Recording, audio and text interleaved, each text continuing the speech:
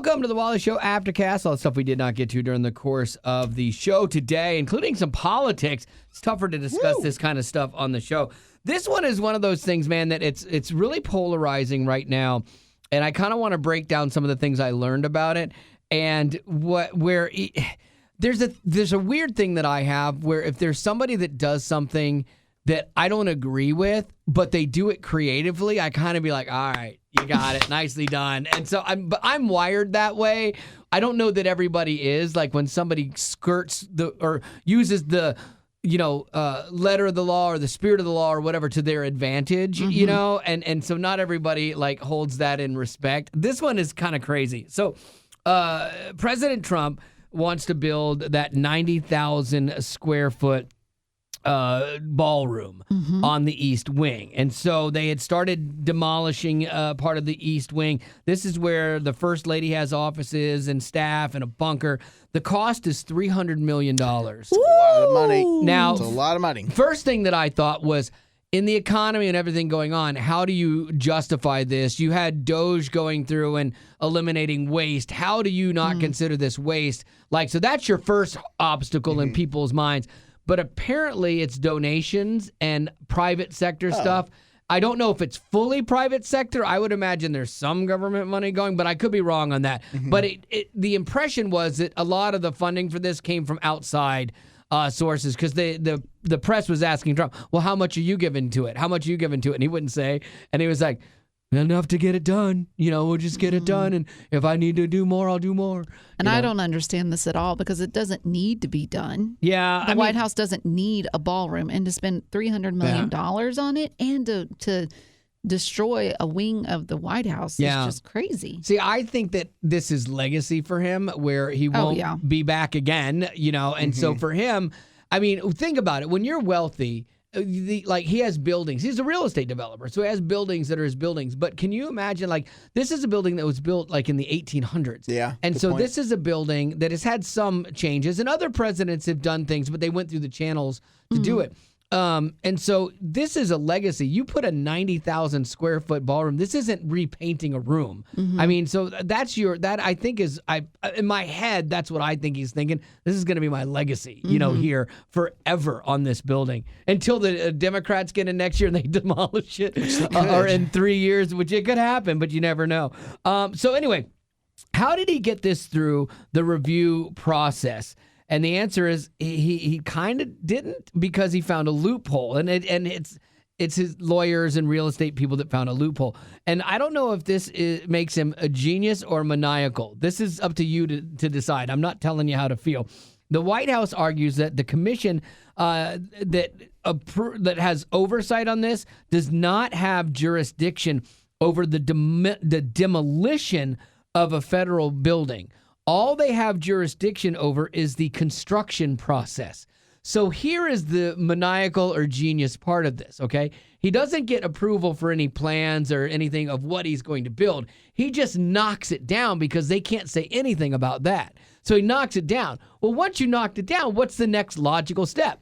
You gotta rebuild it. Right. So that's where he then is like, well, we're gonna rebuild. And so then they'll go through the process of getting the sign-offs and the buy-offs and the permission. But I've always lived my life by do it first, ask permission later. And I mean, that's kind of an 8 Enneagram thing and definitely a Trump thing. But it's not a good look. Given everything that's going on in the country right now, you're right. I don't think the timing is good. Both sides can agree on that. Yeah, I don't think the timing is good for this. I don't think there's a need for it personally. But there's something about me, the twisted, poke people with a stick part of me, that's like, man, that's genius. To figure out that they can't do anything about the demolition, and then you have to rebuild it, because you can't just leave it in tatters. Yeah. So now you're going to get what you want, but you did it in a, manipulating a loophole. I think it's crazy. I mean, I love the conservative values that are changing back in our society. I think that was a need. We had swung so far left, And people with conservative values in this country were being vilified. And if you didn't just agree with all of the made up things that people were saying about gender and other issues, and it's like you were, a bigot or a hate monger or whatever, it's like, no. And to the fact, too, if you love this country, you were vilified, and it's like, it's cool to hate the country because we got bad things. Yeah, we have a mess. Still the greatest country in the world, regardless of all the problems that we have, and so I love that we're swinging back that way, but there's a price that is coming with some of this as well. When you create Doge to find government waste and a $300 million building, the message gets viewed, and I think it kind of, this building can be something that's possibly doing more harm than good, and it's undermining more of the relationships that everyone or people were hopefully trying to mend inside of this. I mean, we still have a government shutdown, so we're still fractured and very fractured, and we have been for years, and we will probably remain this way as long as we keep living on the extremes. This is what I've said for years on this podcast, is that we always do this as a country. We cannot ever live in the middle. We always have to paint the most extreme case, either side, right or left, and then you vilify the other side, and then you can't bend at all when you've done that. And so we just pendulum back and forth. So in 4 years, if there is a change and you go back to the left, then we're going to swing not just a little left, we're going to swing all the way left. And then we're going to be trying to fight having basically people that are socialists, is who the Democrats will probably end up running, is somebody very left, And so then when they're done, then we swing way back right and take control versus finding that moderate on one of the sides to give us a little bit of normalcy for a while. I just fear that we're going to keep penduluming for a long time. I don't see this ending anytime soon. And I don't like to be wrong, but this is a time I would hope and pray that I am wrong on that. One thing I'm right about is the people that love this show, our potties. I'm a big fan. And this was from Reese. Reese says, hey, I used AI to write a song, and it was right on the point. It even included the barbecue guy. So they wrote a song. It said, maybe you guys could play this in the Aftercast. Me and my brother are potties. So Reese went to AI and had AI write the lyrics and AI write everything. And so I'm like, okay, well, let's check it out. So this is what Reese came up with about the show. Talking about relationships and funny questions for God. From Amazon Prime pain to a dog getting lost. And Gavin's got some dry humor, quiet and witty. While Wally might tease him, it's all in good spirits. From Wally's tooth updates to a barbecue guy's grudge, they'll take the mundane and turn it into a good buzz. Oh, the Wally Show on the Wake Them Waves. They're the world's biggest small group, saving our day. Making us laugh, then making us pray. Turning life's problems into a brighter way. There you go.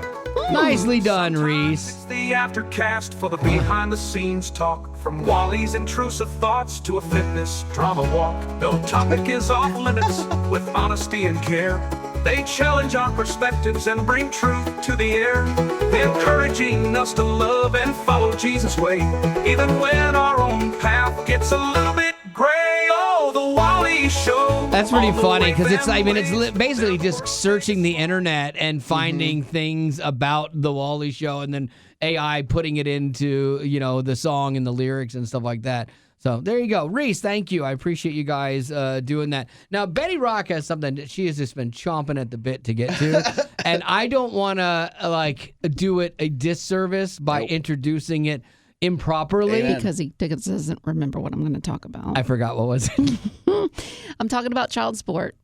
Child support? Oh, okay. Oh, support. Speaking of children and supporting them, I support Reese and her brother's actions for the podcast song there. So thank you, Reese. I think, Betty Rock, you have something about supporting children as well. That's right. Sadly, every day there are couples that decide to get divorced. And typically when it comes to that, there can be alimony involved as well. Child support. So there's a story that's going around. You think, well, every divorce is the same, but this one is getting some attention.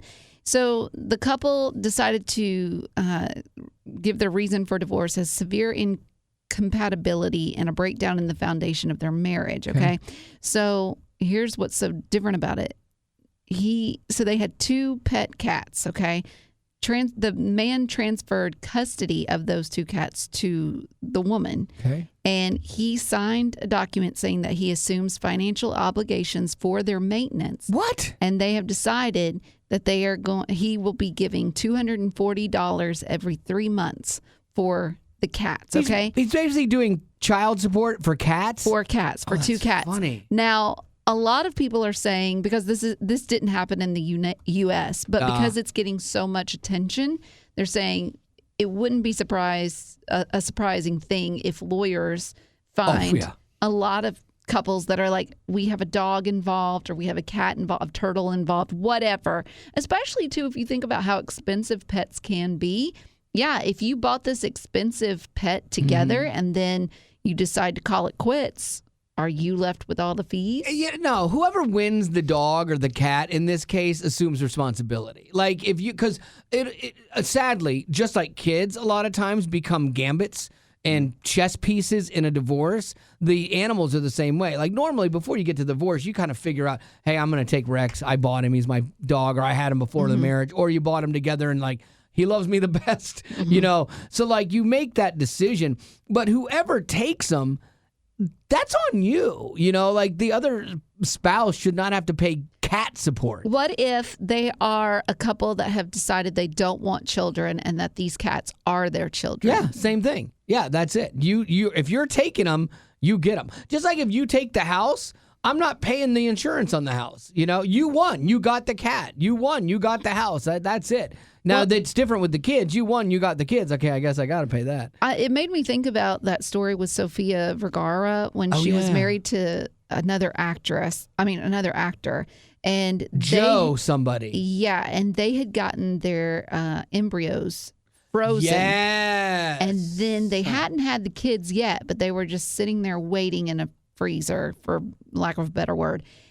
And then they got divorced, and he wanted her to pay child support for these embryos because he wanted to have them with another woman. And she was like, no, I want them destroyed. What a mess. It's just weird. Yeah, that's where like science doesn't take in morality and ethics. Science is great at what it can control and create. But then there's a whole other human side of things to that, like that discussion. Because basically, if it's an embryo, it's part of both of you. Like you both have say, and that's where we get things really mixed up and messed up. You know, when we do things outside of God's plan, you know, and like all of a sudden you've got to, God's plan is for us to get married, be with that person until you die, and then you don't have these issues. But we're not that way. I did have a friend that her and her husband, they went through IVF.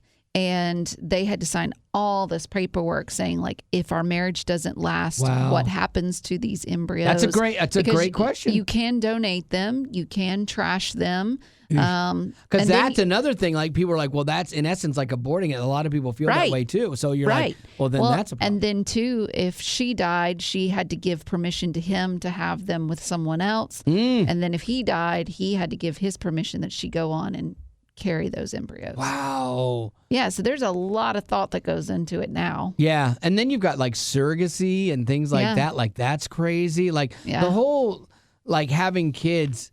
This is kind of like allergies, like how allergies all of a sudden became so prevalent and they weren't before. Was it where people just have always not been able to get pregnant at these alarming numbers and it's always been a problem, but it wasn't talked about? You know, or is this something new where women are having a harder time getting pregnant, whether it's them or their husbands having a harder time helping with that process? Like, is there something going on that it's a higher number today than it used to be? I would be curious about that. I think there's another factor that plays into it, and that is women and men both are waiting longer to get married and have children. Sure. And the longer you wait, especially for women, it's harder to conceive. And so a lot of women who do wait have to go to the IVF option. And so that might be why we're seeing more. Maybe so. Of them. I don't know. Yeah, it's just been, I'm curious about that. Like, I love all the advancements and stuff that we have. Like, I like science. It was the only subject I was any good at in school, except chemistry. I was not good at chemistry. That's a lot of math. Yeah, and that's why, because I'm horrible at math.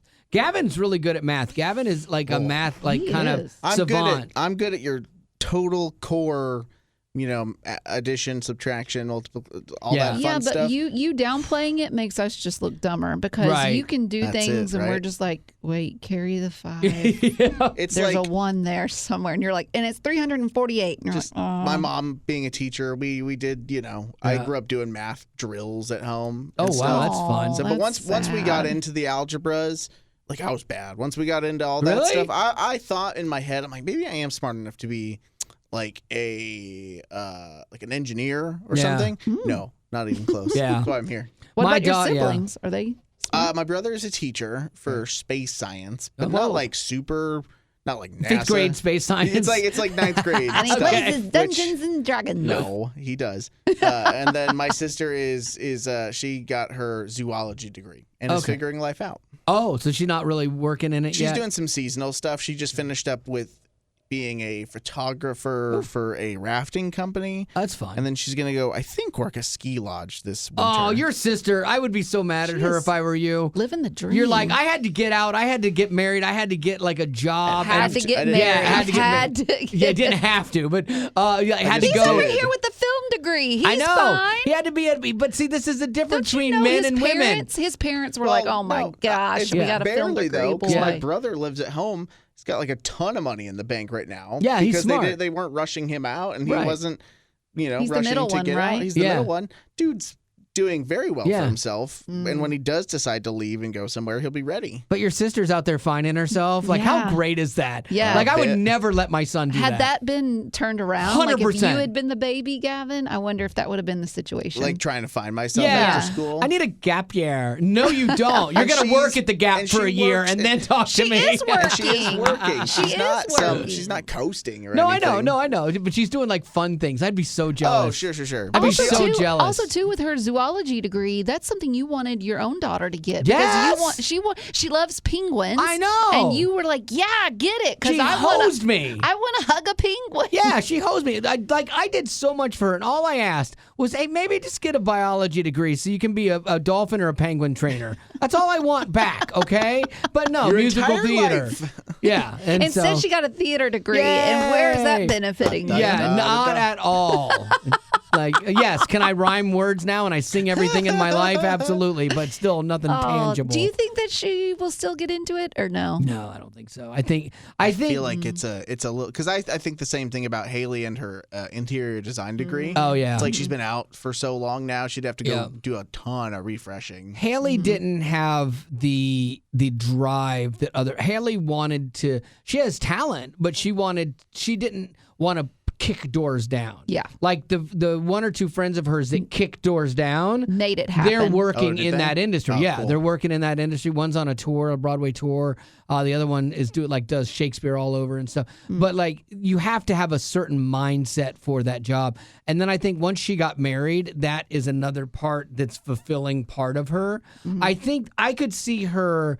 I could see because she loves it. Like so, I could see her doing what she's doing and then doing like local regional stuff because there are some people that I know that make a living doing that, and I could see her maybe doing that eventually. Do you think now at her age, she's what, 27? Yeah, 27 next month rather. Do you think at her age now she would have chosen that degree or would she have gone with something different? Ooh, Good That's question. interesting. Knowing what she knows now, boy, I don't know. Probably not. Like, because if you didn't have the success you were hoping for, then yeah, you'd be like, well, obviously I know this, so I'll do this.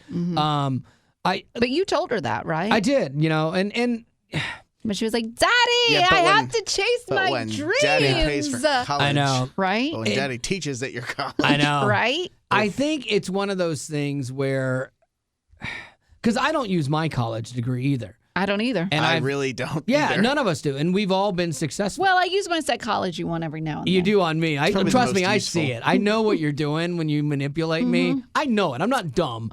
Okay. I'd say that The way you just said okay makes me sound like I'm really dumb. D-U-M. Dumb. so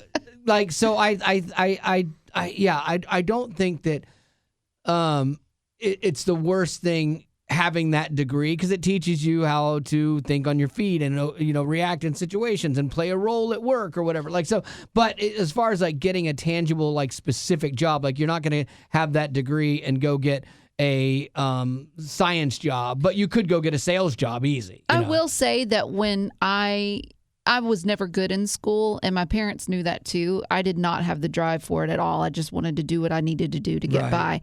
And I couldn't think of anything I wanted to go to college for, especially because it was going to call for me to do more homework, and I didn't want to do that.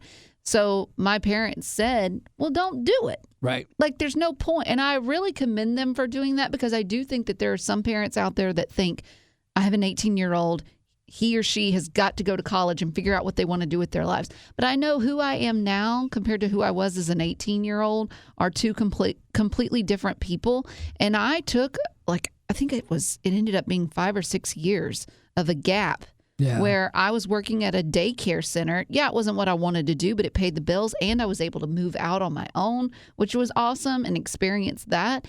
But then, too, that time gave me the clarity to figure out what I really did want to do, and then find out that when it was in radio, I realized, okay, I don't need to go to college for that. I just need to knock down the door and make it happen. So I'm thankful for that. I think it's basically depends on the child, because some kids need college to help them focus and find what they're good at or what they love, because you get exposed to so many different things. And for those kids, it's good. The ones that go there and still come out going, I don't know, I don't want to, those, if you know your kid is kind of like that anyway, then I would push them to finding and trying things not in college, because sometimes finding out what you don't like is just as beneficial, and you're not paying $40,000 a year. Yeah, I was going to say, and nowadays too, because it really wasn't the case when I was in high school, at least at the school I went to, but you have so many people or so many schools nowadays that you'll get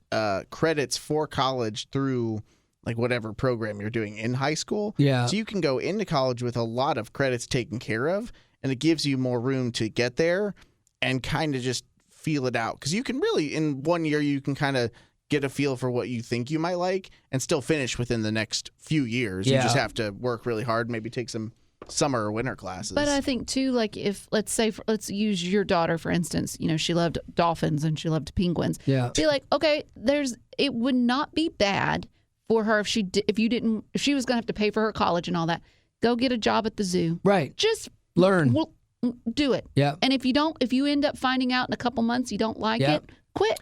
But what do you like now? You like theater? Right. Okay, go to our local theater and get a job there. Go work. And figure it out. Okay, and then maybe give yourself a year or 3 years to figure it out, and then go to college for that. Yeah, I know. I agree with that. There's a thing with her degree, like being younger helps you, and every year you get older, it's worse for you.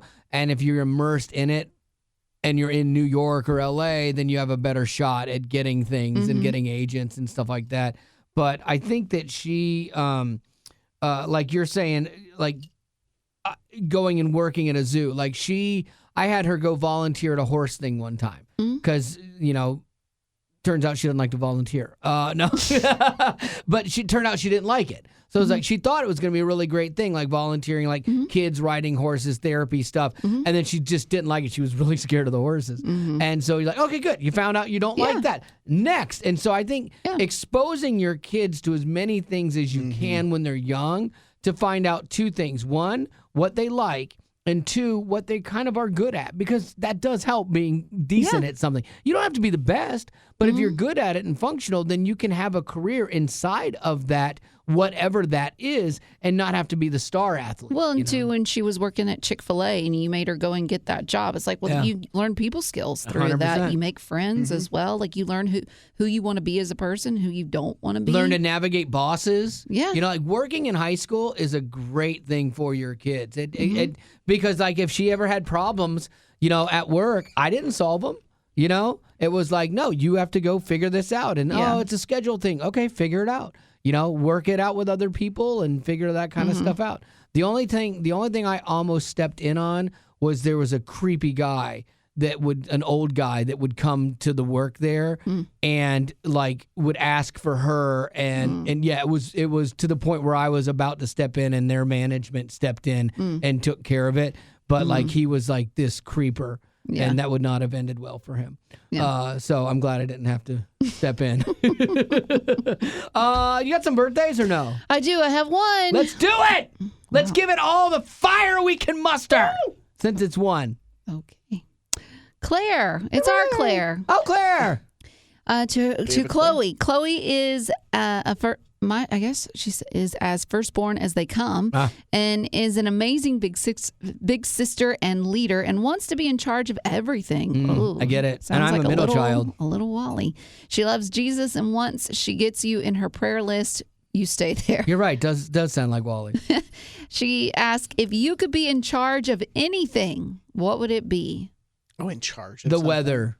I'd be in charge of the weather. Interesting. Yeah, because I love good, sunny, happy, fun days. Betty Rock likes rain, and so I'd like make it rain right over her house for her when she needed it. But then I'd get to go out and do stuff, and also too, because my wife stinks at weather. I don't know what her app is. Like, she constantly tells me what the weather's going to be. She loves weather. As you get older, weather becomes more important to you, and she loves it. And so she constantly tells me what the weather is, and she's always wrong. Like, and we have the same app. I'm like, are we looking at the same thing? Like, how is this possible? And so, like, I would like to be in control of that, because yesterday we walked into McDonald's at noon for lunch, and it was kind of sprinkling. I said, you know what? I'm going to take my umbrella just in case it rains on the way out.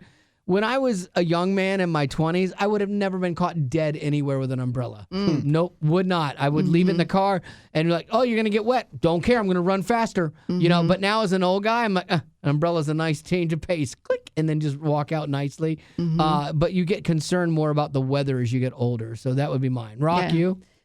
I need to think a little bit more. Gavin? I'm going to go with just, instead of just like weather, I'm just going to say pure temperature. Because like, I would love, even like in the studio for some reason right now, I'm like warm. I'm You'd like, I think wish I we'd be could able to just- control that with a I thermostat, know. but we can't. But it's weird. Crazy. This building is fun. We're redoing this building. Like, we're gonna redo stuff because it just needs updating. Yeah. And the good thing is like I was talking to one of the guys, and they're talking about like the budget for it, and he's like, we're redoing the AC. Someone was like, do you need to redo the AC? I'm like, yeah, it breaks old. every month. Yeah. They're like, yes, we need new AC. We know these guys' names. That Yeah. I don't actually. Hey, but- Ray. And he's like, yeah, I'm gonna work on it again. Thanks, Ray. Yeah. So, but I'll just be in here sweating, Ray. I'll say temperature, but like also of like my food and beverages. Yeah. Like if I'm like, I just wish this coffee was a little. Oh, and you can make it hotter. That'd be nice. Little zap it a Like little Mr. bit. Heat Miser, Mr. Yeah. Snow Miser, Mr. That'd be Heat fun. Miser, All whatever. right. that Did you was. land on something? I think I would. Men? Maybe. I would either want to be in charge of the DMV Okay. or God's timing. Oh, God's timing? That is fantastic. Because you think about it. If I think it should be done right now, Yeah.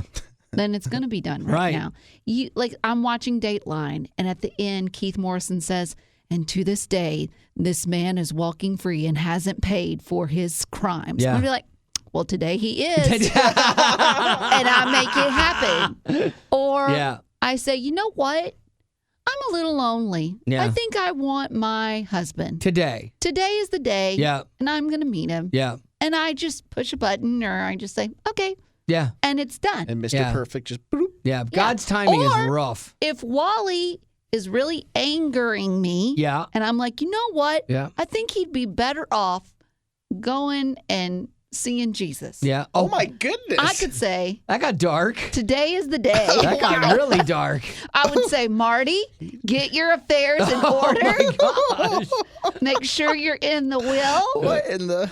I'm just saying. I'm just Make sure thinking. you're in Yeah, the just well. spitballing. I'm just spitballing. I'm Oh. just thinking out loud. Like his timing, I would like to be a part of that.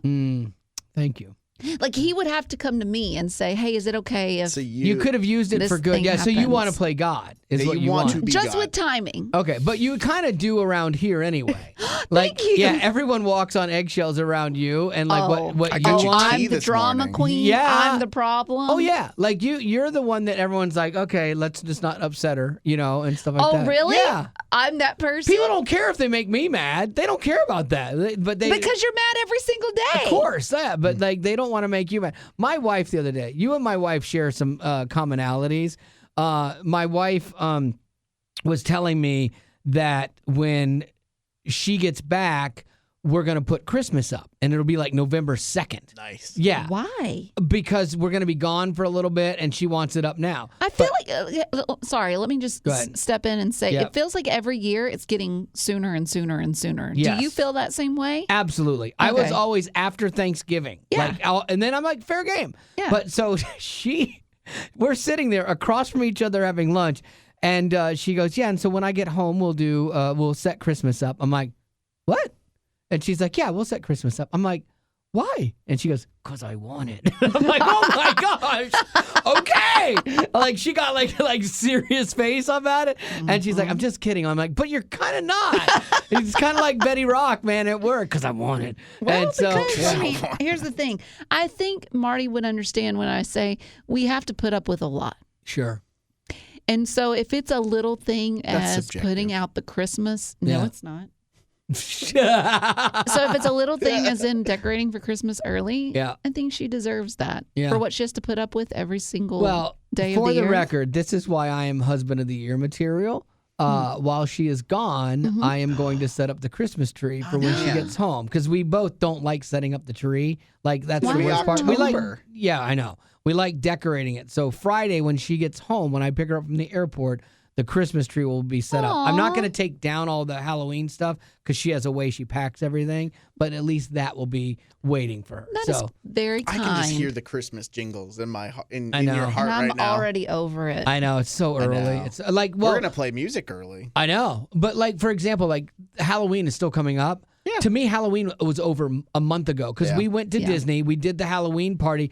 We dressed up. I'm like, it's done to me. Yeah. So when she gets back, Friday is Halloween. She's like, "What are we doing?" I said, "We're gonna go to a movie and not be around kids." That's a like good that's Gonna what go we're see a gonna do. scary idea. movie? No. We'll see Watch a nice Hallmark movie. Christmas movie? Something. Yeah, that'd be great. So. Anyway, well, there you go. That's going to have to do it for your Aftercast. And as always, thanks for being a potty.